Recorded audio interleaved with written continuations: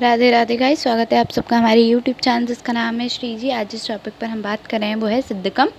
रसपारा चल रहा है, थोड़ा सा रह गया है। आज में या कल एक और वीडियो में इसे कंप्लीट करा ही देंगे, वैसे कोशिश करेंगे आज ही इसे कंप्लीट करा दें। तो सिद्धकम ध्वज रस क्या होता है? सिद्धकर्म कर ध्वज उपादान द्रव्य उसके हैं स्वर्णपत्र है, पारद है शुद्ध, हिंगोलत शुद्ध अथवा अष्ट संस्कारित या षड गुण बलिराज पारद। शुद्ध पारद होना चाहिए, शुद्ध गंधक होना चाहिए। वही है 4 भाग आपका स्वर्णपत्र है, 8 भाग आपका पारद है और 16 भाग आपका गंधक है। निर्माण विधि सेम मकर ध्वज की तरह है। कैसे मकर ध्वज का कैसे करा था हमने? सर्वप्रथम पत्रों को कैंची से काटा था, उसके बाद पत्थर के खलल में अच्छी तरीके से पारद के अच्छी तरीके से क्या करा था? मर्दन करा था। उसके बाद उसमें करके पारद में संपूर्ण स्वर्ण मिला दिया था। फिर उसमें गंधक डाला था। गंधक डालने के बाद उनकी कंजली मर्दन करके कंजली बनाई थी। उसके बाद उसमें बटा अंकुर स्वरस या घृत कुमारी स्वरस की मात्रा डाली, भावना दी थी। कंजली को 7 बार कपड़ा छन से कांच की कुपी में भरकर बालिका यंत्र में स्थापित कर क्रम विधि अग्नि देने पर 3 दिन तक पकाया था और विधि अनुसार हमारे अग्नि दी थी। 3 दिन तक मृदु, मध्य और तीव्र अग्नि दी थी। उसके बाद खुद उसको हटाया, निकाला था और क्या करा था? उससे हटाया था और स्वांगशीत होने तक हमने क्या करा था? कूपी पक्व को तोड़कर कूपी में से हमने सिद्धम का ध्वज रस निकाल लिया था। यदि मकर ध्वज रस के निर्माण काल में इसमें स्वर्ण 1 भाग की जगह 4 भाग डाल दिया जाए तो शेष पारद 8 भाग एवं गंधक 16 भाग ही रहे तथा अन्य सभी क्रियाएं मकर ध्वज के समान ही होती है, अर्थात करपास, पुष्प आदि की भावना बालुका यंत्र में पाक करते हुए मृदु, मध्य और तीव्र अग्नि का भी प्रयोग करते हुए पारद में क्रमशः 6 गुणा गंधक जारण किया जाए तो सिद्धकम ध्वज रस कहा जाता है। तो ये बताया था रस तरंगिणी ने। बहरहाल अब भेषज रत्नावली का देखो। भेषज रत्नावली का भी सेम वही है, बस क्या है क्वांटिटी में अंतर है, इंग्रेडिएंट्स भी सेम है, कोई अंतर नहीं है। स्वर्णपत्र लिया है, पारद लिया है, गंधक लिया है। स्वर्णपत्र 1 भाग लिया है, पारद 2 भाग लिया है और गंधक 4 भाग लिया है। भावना इन्होंने अलग घृत कुमारी स्वरस की 1-1 भावना दे सकते हैं, मतलब सबकी 1-1 भावना दे सकते हैं। रस कपास पुष्प रस की भी 1 और अंकोट फल की भी 1 ही भावना देते हैं, ठीक है, 1-1 भावना देते हैं, ठीक है। मात्रा क्या है? आधा रत्ती से 2 रत्ती तक देते हैं। अनुपान क्या है? शहद है, मक्खन है, तुलसी पत्र स्वरस है, अदरक स्वरस आदि से देते हैं। 6 प्रबल कास प्रमेह आंत्रशोथ नाशक होता है, साधारणतः सभी रोगों का नाश करता है। उत्तम वाजीकरण है, सन्निपातज है, ज्वर है, मंदाग्नि है, अरोचक है, आमशूल है, कटिशूल है, परिणामशूल है, श्वास है, कुष्ठ है, गलगंड है, गंडमाला है, आंतवृद्धि है, अतिसार है, पुराना श्लीपद है, नारीवर्ण है, अर्श है, भगंदर है और ध्वंज भंग है और आदि समस्त रोगों का नाश करता है। नेक्स्ट जो आपके में आ रहा है वो क्या है? रस पुष्प है, ठीक है। रस पुष्प क्या होता है? आपका उपादान द्रव्य शुद्ध कैलोमेल और सब क्लोराइड ऑफ मरकरी, ठीक है। शुद्ध पारद है, सैंधव लवण है और शुद्ध गंधक, शुद्ध कासीस है। इसमें हमने गंधक नहीं लिया है। क्या क्या लिया है हमने? पारद लिया है, सैंधव लवण लिया, इसीलिए ये रस पुष्प है कि ये अलग हो गया है। सबकी मात्रा 5-5 तोले। क्या क्या लिया है? शुद्ध पारद लिया है, सैंधव लवण लिया है और शुद्ध कासीस लिया है। सभी द्रव्यों को खरल में डालकर अच्छी तरीके से निश्चंद होने तक हमने मर्दन किया है। पश्चात 7 बार कपड़ा छन की हुई कांचपूची में इसे भरकर इसे बालुका यंत्र विधि से अग्नि पर 6 घंटे तक अग्नि देकर पाक किया है। पाक के समय जब कूपी में जल वाष्प निकलना बंद हो जाए तब कूपी के मुख को बंद करके संधि लेप करके उसे कूपी कंठ के पास ही 2 उंगलियों तक बालू हटा दें, जिससे शीतलता प्राप्त कर औषधि वहां एकत्र हो सके। स्वांगशीत होने पर सावधानी पूर्वक कूपी तोड़कर कूपी कंठ में एकत्र पुष्प सदृश रस पुष्प को प्राप्त कर लें। रस पुष्प की परीक्षा कैसे होती है? एक चमकीला लोह फलक लेकर उसके एक स्थान पर 1 बूंद जल डालें। इस जल में एक बहुत छोटा सा रस पुष्प का टुकड़ा डाल दें। थोड़ी देर बाद इस जल को फेंक दें। यदि जल वाले स्थान पर काला चिन्ह ना बने तो रस पुष्प को शुद्ध लवण अंश रहित समझना चाहिए, मतलब कि वो बिल्कुल लवण उसमें नहीं बचा है। रस पुष्प की मात्रा आधा रत्ती से 2.5 रत्ती तक होती है, मतलब 0.5 से 2.5 रत्ती तक है। विरेचन के लिए इसे 2.5 रत्ती की मात्रा दी जाती है। हिक्का शांति के लिए 1/8 रत्ती दी जाती है। फिर रोगों की शांति के लिए 1/4 रत्ती दी, फिर अंग रोगों की शांति के लिए 1/4 रत्ती दी जाती है। छोटे बच्चों के विरेचनार्थ में हम इसे आधा रत्ती की मात्रा देते हैं। अनुपान क्या है? गुड़ या मलाई है, कैप्सूल में रखकर जल या दूध के साथ लेना चाहिए। ठीक है। रस पुष्प का गुण क्या है? ये पित्तहर है, मूत्रल है, व्रण के कृमि एवं पू को नष्ट करने वाला है, तीव्र विरेचक है, संक्रामक है, जंतु विषनाशक है, शरीर में बढ़े हुए जलीय भाग को सुखाता है, पित्ताशय में शोभ पैदा करके मलभूत पित्त को बाहर निकाल देता है, विसूचिका, कृमि, हिक्का, फिरंग रोग को और जलोदय आदि अनेक रोगों को शीघ्रता से नष्ट कर देता है। नेक्स्ट है आपका रस कपूर। रस कपूर क्या होता है? शुद्ध पारद लेना है, शुद्ध गंधक लेना है। अभी हमने रस पुष्प में शुद्ध पारद लिया था, कासीस लिया था और सैंधव लवण लिया था। इसमें हम सैंधव शुद्ध पारद ले रहे हैं, शुद्ध गंधक ले रहे हैं, गंधा अम्ल ले रहे हैं और क्या ले रहे हैं? सैंधव लवण ले रहे हैं। सैंधव लवण और शुद्ध पारद की मात्रा 1 पल की है, शुद्ध गंधक अम्ल की मात्रा 1.5 रत्ती है। ठीक है, तो पल है, सॉरी। उसके बाद देखो निर्माण विधि क्या है कि एक कांच के पात्र में शुद्ध पारद, शुद्ध गंधा अम्ल शुद्ध पारद, शुद्ध गंधक अम्ल डालकर उसको त्रिपाट बैठकी पर रखकर स्प्रिट लैंप के से गर्म करें तथा गंधक अम्ल के संपूर्ण जलीय अंश को सुखा दें। बीकर में बचे पारद के श्वेत चूर्ण को एक खरल में डालकर उसमें सैंधव लवण का चूर्ण डालकर अच्छी प्रकार से मिला दें। इस मिश्रण को कपड़ाछड़ मिट्टी की हुई कांच कूपी में भरकर बालुका यंत्र में स्थापित कर 4 पहर तक मध्यम अग्नि से पाक करें।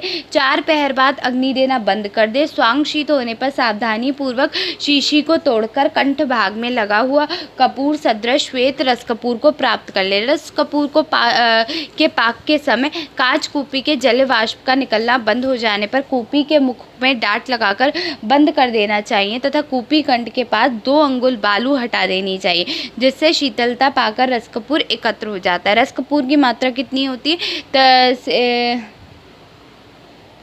रस कपूर 1 रत्ती 64वें भाग यानी कि 2 मिलीग्राम से लेकर 4 मिलीग्राम तक प्रयोग करना चाहिए ऐसे।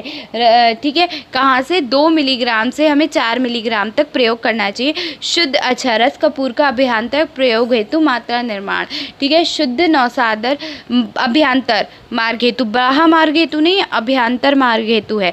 ठीक है, नौसादर शुद्ध नौसादर लेंगे, रस कपूर लेंगे, 5 रत्ती दोनों की मात्रा लेंगे और एकत्र कर पीसकर 60 तोले यानी कि 840 मिलीग्राम शीतल जल में घोलकर रख लेंगे। अब इसे 30 बूंदों से लेकर 60 बूंदों तक की मात्रा प्रयोग करते हैं। 5 मासे दालचीनी में 1 रत्ती रस कपूर को अच्छी प्रकार घोटकर मिला लें। अब इस मिश्रण को 1-1 रत्ती की मात्रा बनाकर प्रयोग करें। इस चूर्ण की पूर्ण मात्रा कितनी है? 1 रत्ती समझे। रस कपूर का गुण क्या है? रस कपूर अनेक प्रकार के कृमि विषों को नष्ट करता है, त्वचा एवं रक्त के दोषों को शांत करता है, व्रण में से होने वाले स्राव को बंद करता है, ग्राह अग्नि रुचि को पैदा करता है, अतिसार और कृमिनाशक है, रक्त मिश्रक है, प्रवाहिका में लाभकारी है, अधिक मात्रा में प्रयोग से पारद विष के लक्षण उत्पन्न करता है, स्फोट, पुराना, कंडोमंडल आदि कुष्ठ सभी प्रकार के सहज स्पर्शजन फिरंग रोगों को नष्ट करता है, अनेक प्रकार के व्रणों में होने वाली पीड़ा को शांत करता है, अल्प प्रमाण में यह पाचक है, 16 गुना शीतल जल में अच्छी प्रकार घुल जाता है। रस कपूर का आमिक प्रयोग क्या है कि मात्रा पूर्वक रस कपूर के सेवन से प्रातः काल में होने वाला या भोजनांतर होने वाला दस्त बंद हो जाता है, मतलब लूज मोशंस बंद हो जाते हैं, पुराना दहायुक्त लूज मोशंस का अतिसार नष्ट हो जाता है, ये कफ रक्त मिश्रित मलयुक्त प्रवाहिका को शांत से करता है। रस सेवन विधि कैसे होती है? शरीर शुद्धि के पश्चात निष्ठा पूर्वक योग अनुपान से पारद भस्म या अन्य पारिदे योगों का सेवन करें। पारद भस्म को तांबुल यानी कि पान में रखकर उसका सेवन करना चाहिए। रस सेवन में पथ्य क्या होता है? शुद्ध एवं ताज़ा घी, सैंधव लवण, धनिया, जीरक, अदरक आदि पदार्थों के लिए संस्कारात्मक चौलाई, धनिया, परवल, लौकी, नेलुआ आदि, गेहूं, पुराना शाली चावल, गौदुग्ध, दही, घृत, हंसोदक और मुग्ध यूष आदि पारद सेवन काल में हितकर होते हैं। देखो कि रस सेवन में जो अपत्य होते हैं वो क्या होते हैं, बड़ी कटेरी होती है, बिल्व होती है, पेठा होता है, बेंत का अंकुर होता है, करेला होता है, उड़द होता है, मसूर होता है, मटर, कुलथ, सरसों और तिल के पदार्थ वगैरह, घन उपटन, स्नान, मुर्गे का मांस, मध्य आसव, अनुपमास, कांजी, केले के पत्ते अथवा कांस्य पात्र में भोजन, गुरु विष्ठम्भी भोजन, तीक्ष्ण और उष्ण पदार्थों का भक्षण पारद सेवन काल में अपथ्य माना गया है। रस व्याप्त परिकार क्या है, प्रतीकार क्या है, पारद भस्म अथवा पारदीय योगों के सेवन करने वाले व्यक्ति को यदि वमनेक्षा या अधिक डकार आना शुरू हो जाए तो उन्हें जीरक चूर्ण के साथ दही और भात अथवा काली मछली खिलानी चाहिए। यदि वात प्रकोपक जन कोई पीड़ा हो जाए तो नारायण तेल से आदि वातनाशक औषधियों की मालिश करनी चाहिए, और यदि अशांति या बेचैनी अनुभव हो तो सिर पर ठंडे जल का अभिषेक कराना चाहिए। यदि अधिक तृष्णा की अनुभूति हो तो नारियल का पानी शक्करा मिलाकर पिलाना चाहिए अथवा मूंग का यूष शक्करा मिलाकर पिलाना चाहिए। रस त्याग विधि क्या है, पारदीय योगों का प्रयोग बंद करने के पर एक बार बड़ी कटेरी और बिल्व इनके फलों का सेवन अवश्य कराएं। तत्पश्चात रोगी इच्छा अनुसार पथ्य कर आहार विहार का सेवन करे। रस बंद क्या होता है, रस बंद होता है जिन जिन क्रियाओं द्वारा पारद की चंचलता और दुर्गत्व का नाश होता है उस क्रिया का नाम बंधन या रसबंध है।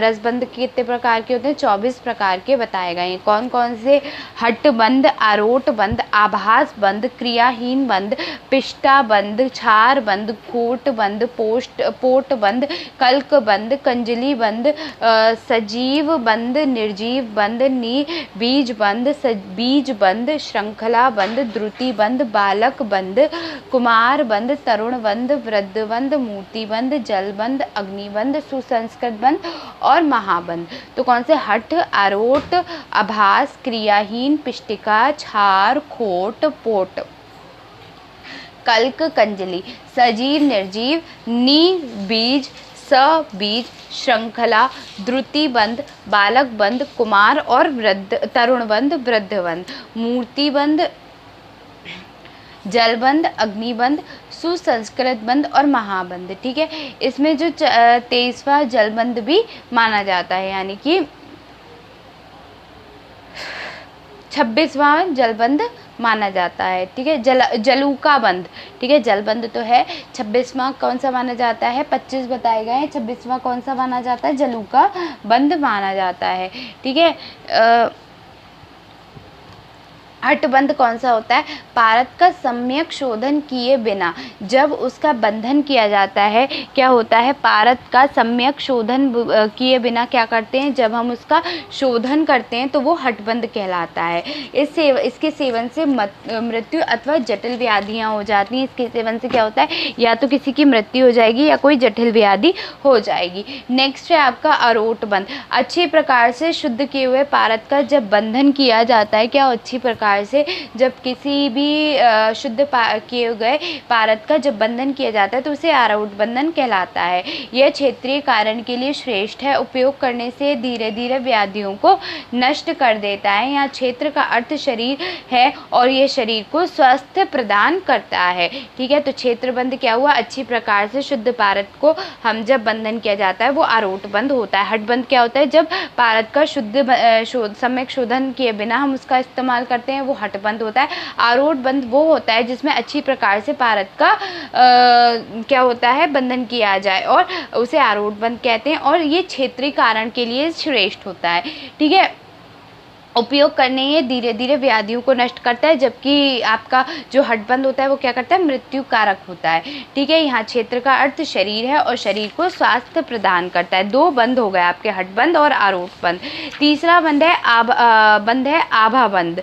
आभास बंध क्या होता है, पारद को जब धातु एवं वनस्पतियों की भावना देकर पुटपाक किया जाता है तब पारद अपने स्वाभाविक चंचलता को त्याग कर बंद हो जाता है। ऐसे पारद बंध को हम आभा बंध कहते हैं। जब हम किसी भी पारद के साथ किसी चीज़ का धातु का मर्दन करेंगे, वनस्पतियों का मर्दन करेंगे तो क्या होगा, वो और कौन सी विधि करेंगे, पुटपाक विधि करेंगे। ठीक है, उन्हें क्या करेंगे, बंद कर लेंगे, तो ये अपनी चंचलता को वो त्याग देंगे। पारद क्या करेगा, अपनी चंचलता को स्वाभाविक रूप से त्याग कर देगा। इसी को हम आभास बंध कहते हैं। ठीक है, क्रियाहीन क्रियाहीन यानी कि शोधित पारद को जब अशोधित लोहादी धातुओं के साथ मिलाकर बंध संस्कार किया जाता है तो क्रियाहीन कब आएगी, शोधित के साथ अशोधित मिला दो, क्रियाहीनता आ जाएगी, संगत का असर होता है। तो वही है कि शोधित पारद को जब अशोधित लोहादी धातुओं के साथ मिलाकर बंधन किया जाता है उसे क्रियाहीन बंध कहते हैं। ऐसे पारद के सेवन काल में अपथ्य करने पर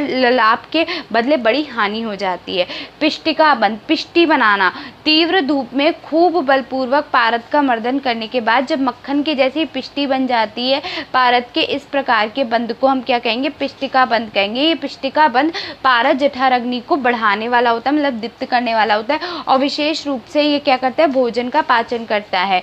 ठीक है, उसके बाद क्षार बंध क्या होता है, शंख, शुक्ति, वराटिका आदि के भस्मों के साथ मर्दन कर जो पारद का बंधन किया जाता है उसको क्षार बंध कहते हैं। क्षार बंध पारद जठराग्नि को प्रदीप्त करता है, शरीर को पुष्ट करता है तथा उदर शूल का नाश करता है। नेक्स्ट है खोट बंध, जिस बंधन विधि द्वारा पारद गोली के रूप में बनाया जा सकता है वह तीव्र आंच पर बराबर दमन करने पर भी धीरे धीरे क्षीण होता है, तब उसको खोटबंध कहते हैं। इसके सेवन से शीघ्र ही सब प्रकार के रोगों का नाश हो जाता है।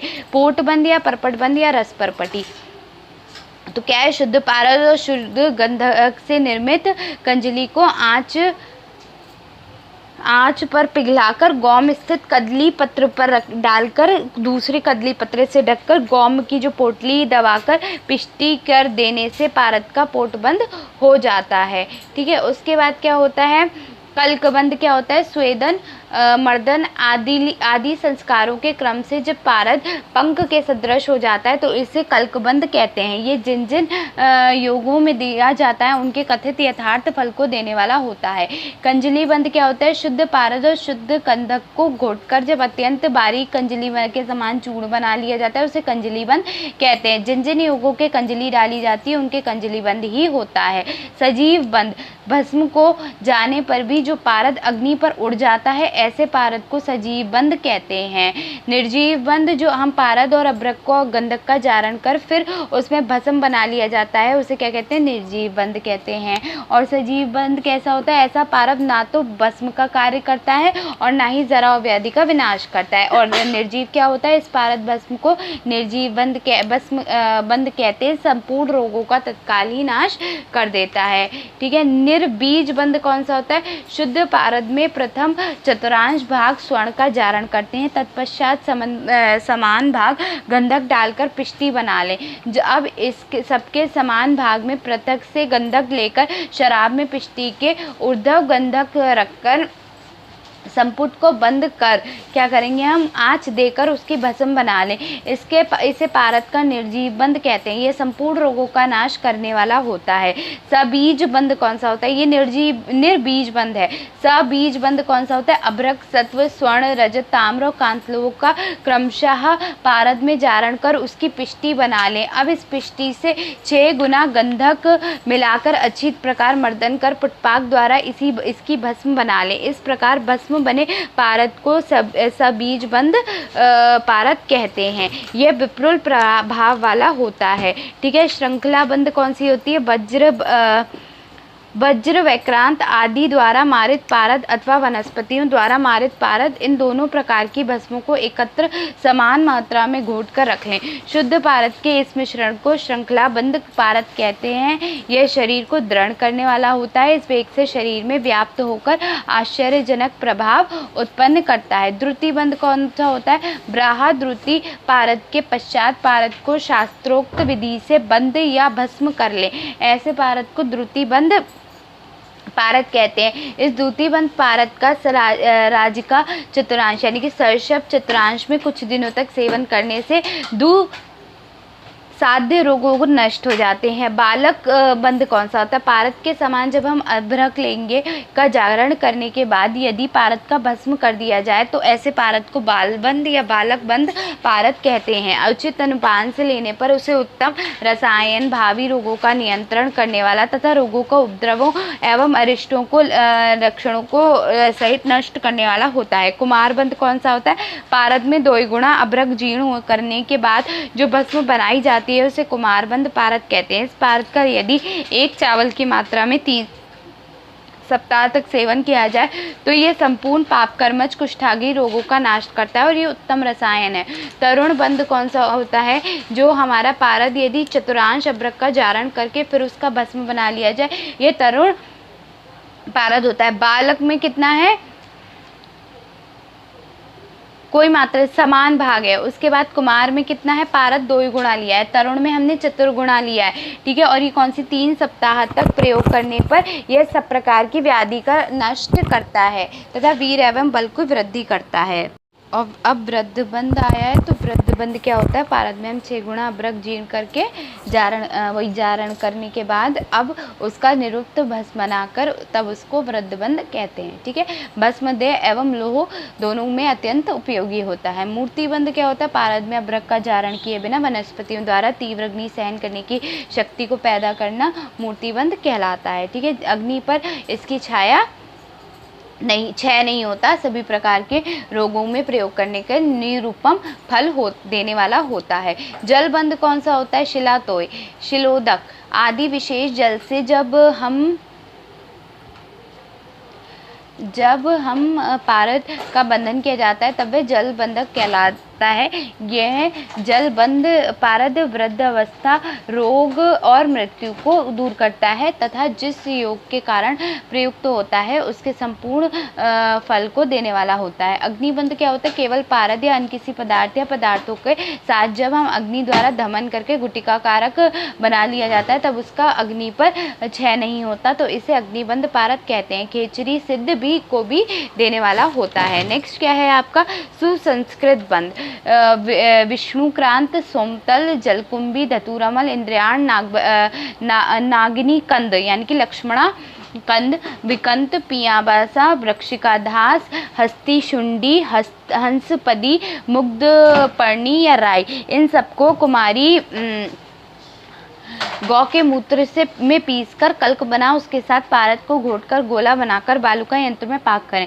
पाक के पश्चात इसे पुनः धातु भस्मों के साथ मर्दन करके उपयुक्त यंत्र द्वारा पाचन कर पारद को मूर्छित कर लें।